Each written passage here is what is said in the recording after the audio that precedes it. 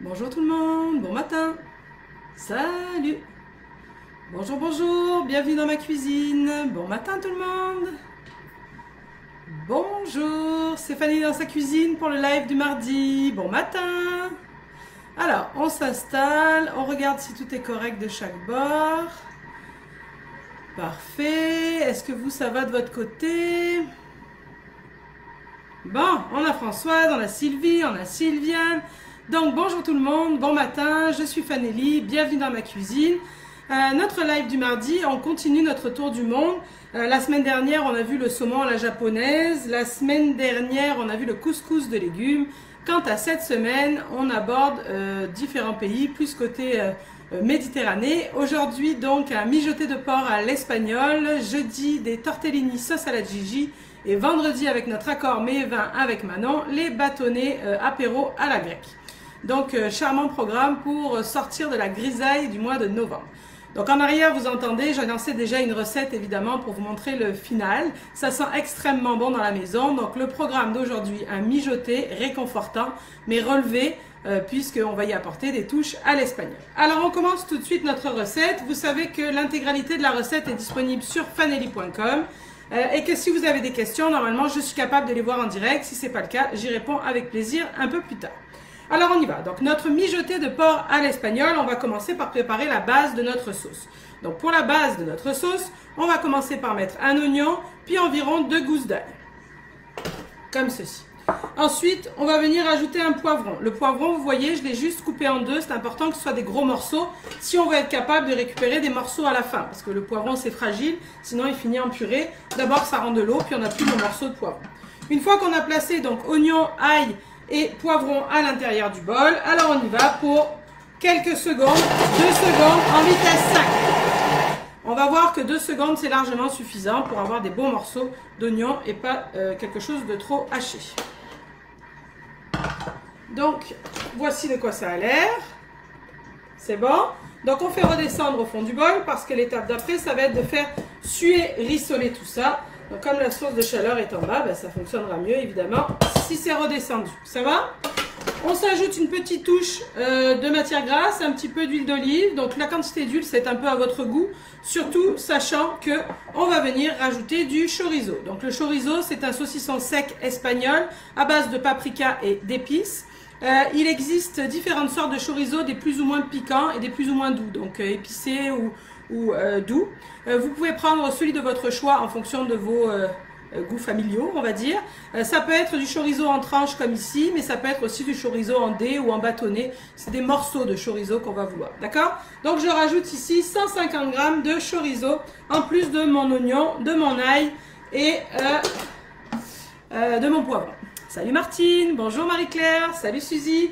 Bon, on y va. Une fois qu'on a mis tout ce monde-là à l'intérieur, on va y aller pour environ 4 minutes à 120.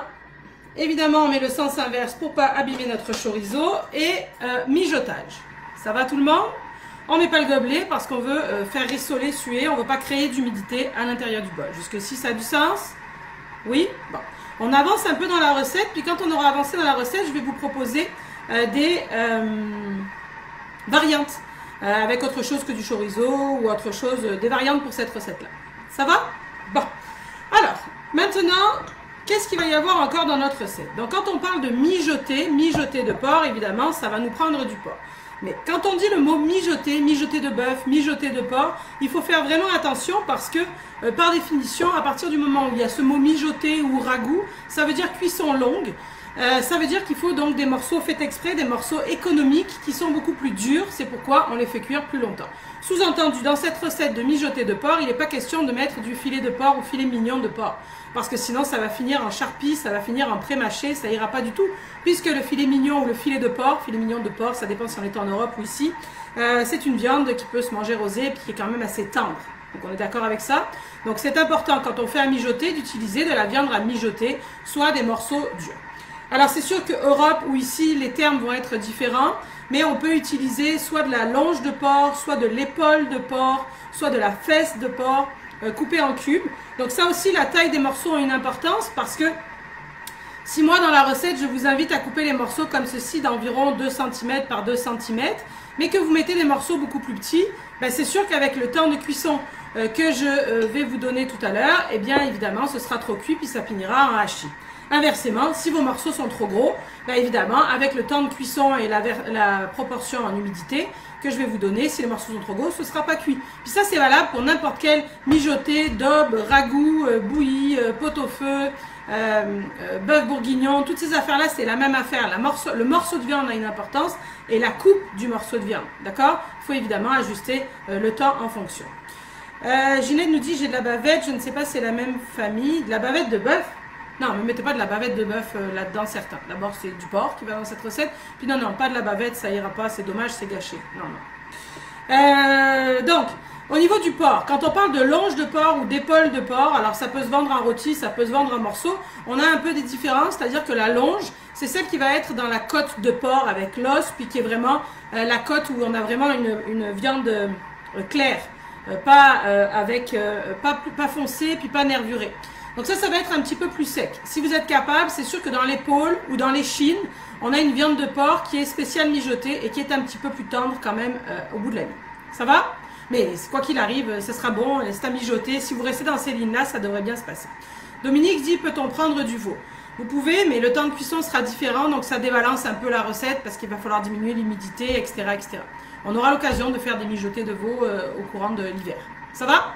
Bon, ça c'était important pour le veau. Maintenant, on l'a dit, dans cette recette, ce qui est cool, c'est un mijoté plat complet.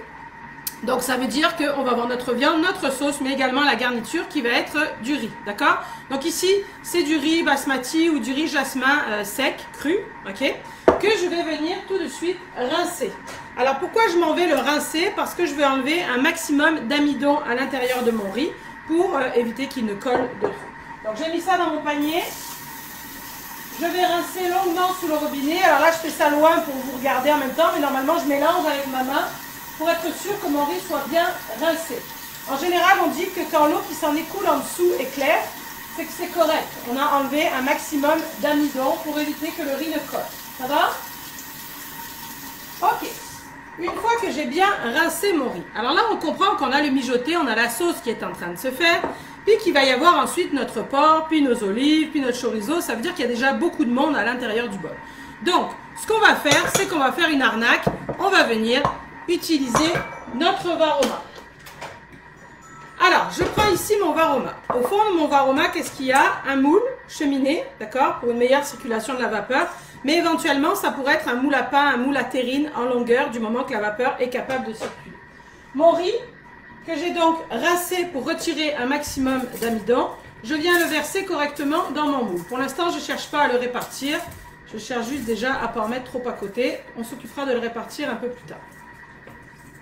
Ça va? Alors, je vois plus ou moins vos questions en diagonale. Si vous voulez bien, je vais vous parler des variantes. Je vois des questions concernant le riz complet, concernant le veau. On va lancer la recette, puis je vais vous raconter tout ça. D'accord? L'idée, c'est que vous compreniez déjà la recette de base pour qu'on puisse ensuite parler de variantes. Donc là, on a mis notre riz cru, mais rincé à l'intérieur de notre bol. De ce côté-là, j'ai 400 g d'eau. Puis ici, j'ai mon fond de légumes fait maison, environ 30 g. D'accord? Donc ce que je fais, c'est que je vais venir... On aurait pu le faire directement, tu sais, tu aurais pu peser direct là, dans le moule directement. Mais bon, moi, comme c'était prêt. On mélange notre fond. Le fond, qu'est-ce qu'il va faire? Parfumer et saler notre riz. Béatrice, la recette est pour 6 personnes. 4 à 6, ça dépend toujours des appétits, mais 6 personnes, on va être capable. Je verse mes 400 g d'eau avec mon fond de légumes à l'intérieur de mon moule. On est d'accord? Je récupère bien le fond qui va venir parfumer. Une fois que j'ai fait ça, je m'applique, pour le coup, cette fois-ci c'est important, à venir répartir mon riz correctement à l'intérieur de mon moule pour que la cuisson soit homogène. Donc je fais ça tranquillement.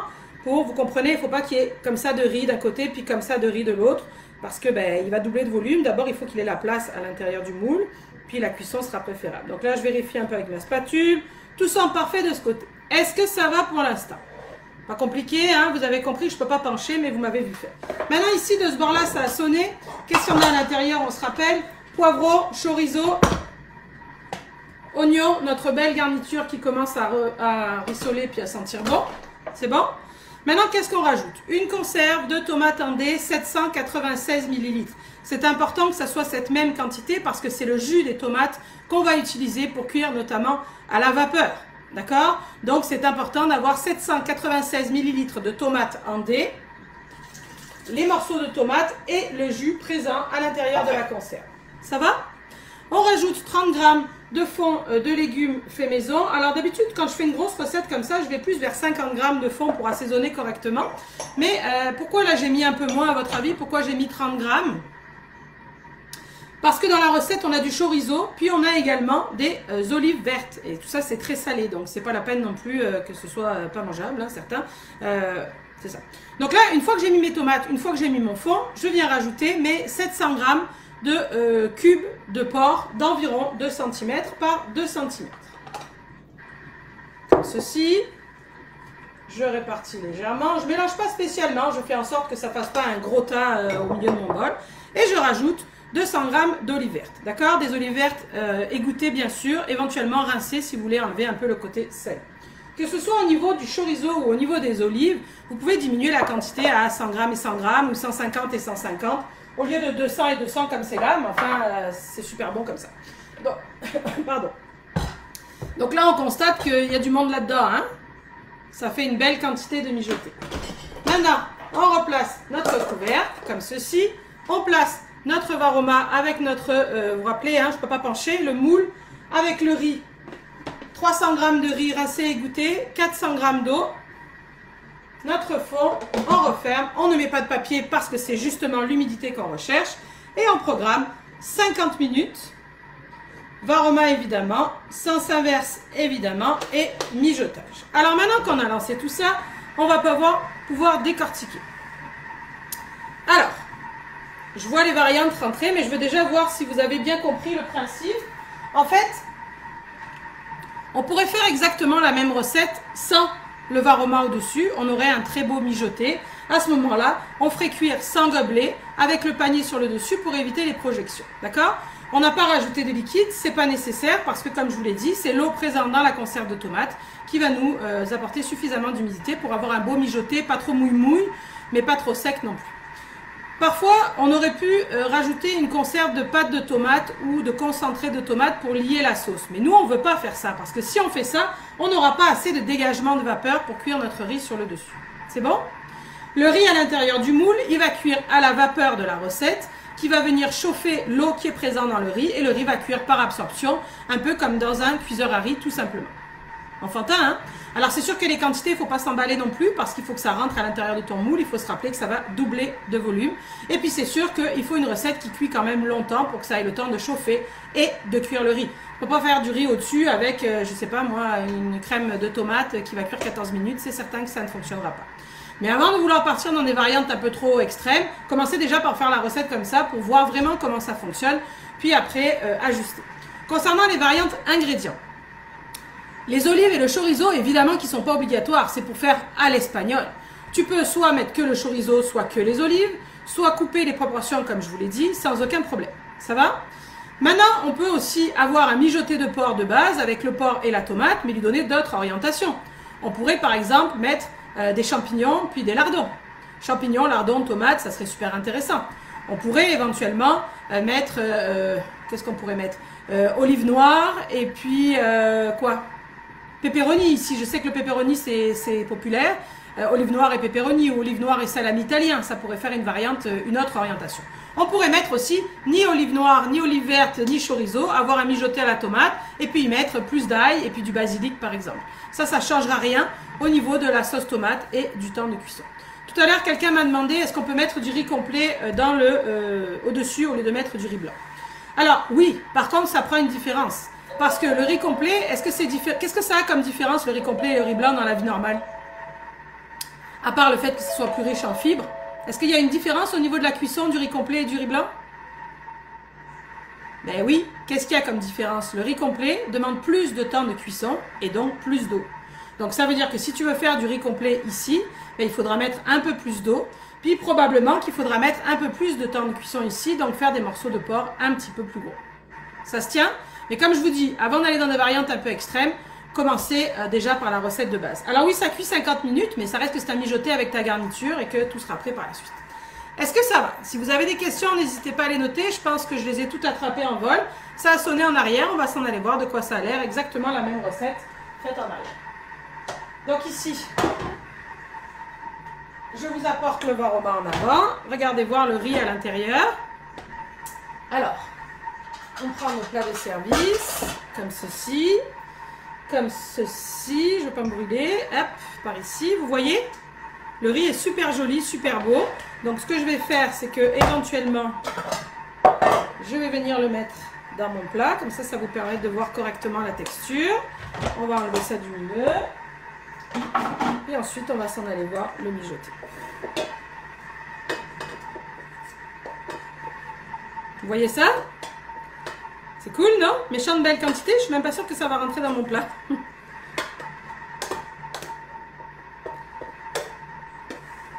Ça va tout le monde? N'hésitez pas, hein, si vous avez des questions. Ok.